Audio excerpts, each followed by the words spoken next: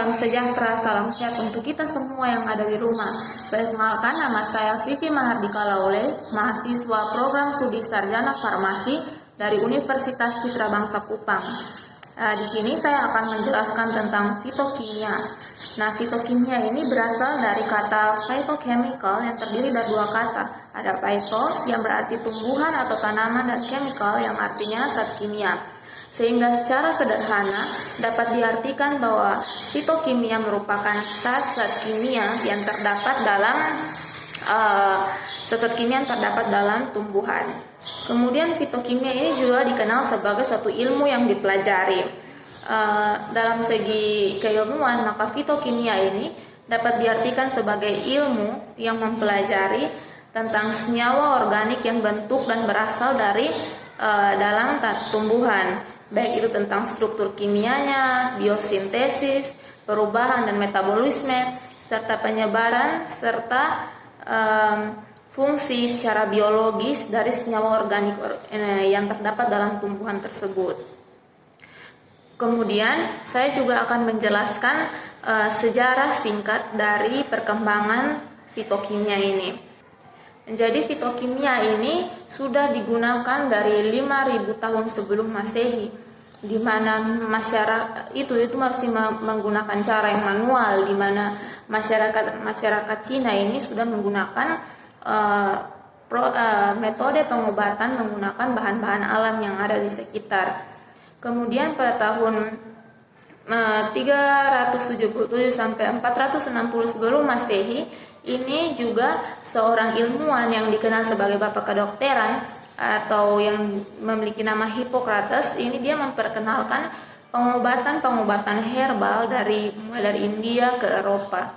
Kemudian masuk kepada abad pertama, di mana ada dokter Yunani yang membuat buku yang berjudul De Materia Medica, yang buku ini memuat tentang metode-metode pengobatan menggunakan bahan alam, baik ini tumbuhan, hewan maupun mineral yang ada di alam sekitar dengan cara pengobatannya.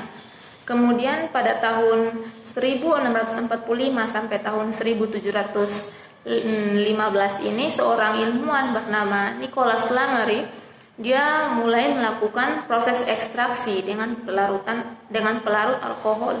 Nah, sudah memasuki dalam proses ekstraksi ini artinya bahwa pembelajaran fitokimia ini mulai berkembang dari yang tadi hanya menggunakan bahan obat saja, namun sekarang sudah dilakukan ekstraksi. Ini dimulai pada tahun 1645 sampai 1715 oleh Nicholas Flamel. Kemudian pada tahun 1742 sampai tahun 1786 seorang ilmuwan bernama Carl Wilhelm, dia melakukan isolasi senyawa sederhana, dalam hal ini gliserol, asam-asam oksalat, laktat, tartrat, sitrat dari tumbuhan dan binatang. Kemudian pada pertengahan abad ke-20 ini mulai dilakukan isolasi dan elusidasi berbagai komponen kimia yang ada dalam tumbuhan. Kemudian fitokimia ini mulai berkembang sampai sekarang digunakan untuk mengetahui zat-zat kimia yang terdapat dalam tumbuhan, yang kemudian zat-zat itu dimanfaatkan, kalau di bidang kesehatan dimanfaatkan untuk membuat bahan obat, menjadikan dia obat untuk proses penyembuhan dan penggunaan di bidang kesehatan. Kemudian berbicara mengenai fitokimia ini tidak terlepas dari bahan alam. Berdasarkan nama saja, bahan alam ini dapat diartikan secara sederhana dia merupakan bahan-bahan yang berasal dari alam, artinya yang sudah ada di alam sekitar, yang tumbuh, dalam hal ini tumbuh-tumbuhan yang ada di alam sekitar, tidak perlu dicari di luar dari kita, tapi dia sudah ada di sekitar kita, dan dia juga dapat digunakan atau diolah untuk menjadi sebuah bahan obat yang berasal dari bahan alam tersebut. Dalam hal ini berbicara mengenai fitokimia lebih condong ke tumbuh-tumbuhan. Kemudian saya juga akan membahas tentang penggolongan dari bahan alam. Baik, klasifikasi dari bahan alam ini yang pertama ada fitokimia karotenoid, Dia ini banyak terdapat pada sayuran-sayuran berwarna kuning hingga jingga seperti wortel, labu kuning, merah, dan lain-lain. Dia ini berdasarkan penelitian, dia bermanfaat mencegah kanker sebagai antioksidan dan dapat meningkatkan sistem imun pada manusia. Kemudian fitokimia fitosterol ini umumnya terdapat pada biji-bijian dan hanya sekitar 5% dari fitosterol yang dapat diserap oleh usus dari makanan kita. Menurut penelitian mengungkapkan bahwa fitokimia fitosterol ini dia dapat bermanfaat untuk menurunkan kolesterol dan anti kanker. Kemudian klasifikasi berikut itu fitokimia saponin. Dia ini umumnya terdapat pada kacang-kacangan dan daun-daunan. Menurut penelitian dia bermanfaat sebagai anti kanker, anti mikroba, meningkatkan sistem imunitas dan dapat menurunkan kolesterol. Kemudian ada fitokimia glukosinolat. Dia terdapat pada sayuran-sayuran seperti kol dan brokoli. Dia ini berdasarkan penelitian menunjukkan bahwa dia ini bermanfaat sebagai anti mikroba, anti kanker, dan dapat menurunkan kolesterol. Kemudian ada fitokimia polifenol. Ini banyak terdapat pada buah-buahan, sayur-sayuran hijau seperti selada dan pada gandum dan lain-lain. Menurut penelitian bahwa fitokimia polifenol ini bermanfaat sebagai antimikroba, antiinflamasi, termasuk polifenol adalah asam fenol dan flavonoid. Kemudian fitokimia inhibitor protease. Ini merupakan fitokimia yang memang terdapat pada biji-bijian dan sereal. Dia ini menurut penelitian dia ini dapat bermanfaat untuk mencegah kanker dan mengatur kadar gula dalam darah. Lalu yang berikut ada fitokimia monoterpan. Umumnya ini terdapat pada tanaman yang beraroma seperti mentol, biji jintan, seledri, dan lain-lain. Manfaatnya ini berdasarkan penelitian itu sebagai antioksidan. Lalu ada fitokimia fitostrogen. Umumnya terdapat pada kedelai dan produk kedelai seperti tempe, tahu, dan susu kedelai. Dia ini memiliki aktivitas seperti hormon estrogen. Kemudian ada fitokimia sulfit. Ini banyak terdapat pada jenis bawang-bawangan. Dia berfungsi sebagai antimikroba, meningkatkan daya tahan tubuh, anti radang, mengatur tekanan darah, dan menurunkan kolesterol. Kemudian ada fitokimia asam fitat. Ini terdapat pada kacang polong, gandum. Dia berfungsi sebagai antioksidan dan mengikat zat karsinogen dan mengatur kadar gula darah. Kemudian berbicara mengenai fitokimia tidak terlepas dari ekstraksi, karena untuk mendapatkan zat-zat kimia yang terdapat dalam tumbuhan ini perlu dilakukan ekstraksi untuk memperoleh zat-zat kimia tersebut. Sehingga akan dijelaskan mengenai ekstraksi.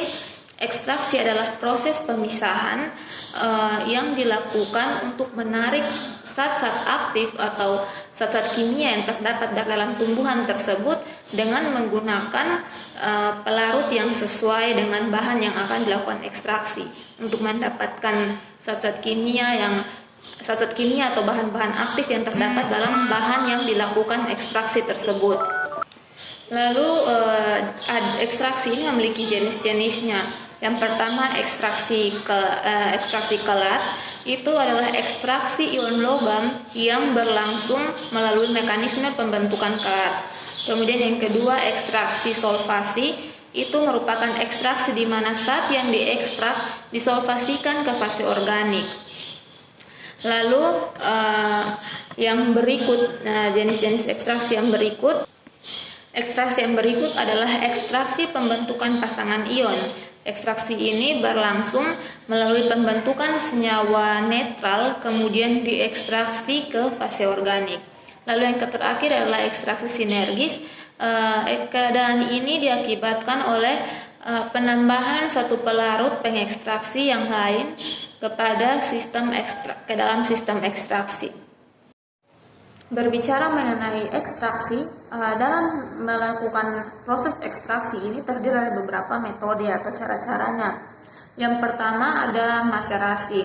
Maserasi ini merupakan proses ekstraksi simplisia menggunakan pelarut yang sesuai dengan beberapa kali pengadukan pada suhu ruangan. Prosedurnya dilakukan dengan cara merendam bahan atau simplisia dalam pelarut yang sesuai dengan wadah tertutup. Kemudian direndam, dibiarkan beberapa hari, kemudian harus dilakukan pemantauan dan pengadukan, dan nanti akan ditambahkan beberapa kali, kurang lebih 3 kali ditambahkan pelarut ketika pelarutnya susut karena sudah diserap oleh simplisia yang direndam ini. Kemudian adapun kelebihan dari metode maserasi ini, dia menggunakan bahan-bahan yang sederhana dan umumnya dia ini dapat digunakan dengan cara yang lebih mudah karena dia hanya tinggal merendam simplisia dengan pelarut yang cocok saja. Kemudian kalau kekurangannya ini, dia ini membutuhkan waktu yang cukup lama karena ini jika menggunakan metode manual maka harus dibiarkan beberapa hari untuk mendapatkan satu ekstrak yang benar-benar kental melalui proses perendaman, kemudian harus terus diaduk, kemudian harus dibiarkan menguap secara alamiah untuk mendapatkan sebuah ekstrak. Kemudian metode yang berikut adalah metode Socklet. Metode Socklet ini merupakan metode ekstraksi yang dilakukan dengan prinsip pemanasan dan perendaman sampel.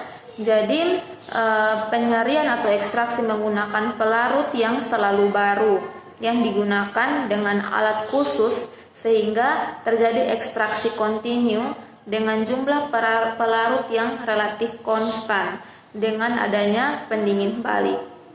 Kemudian adapun kelebihan dan kekurangan dari metode ini.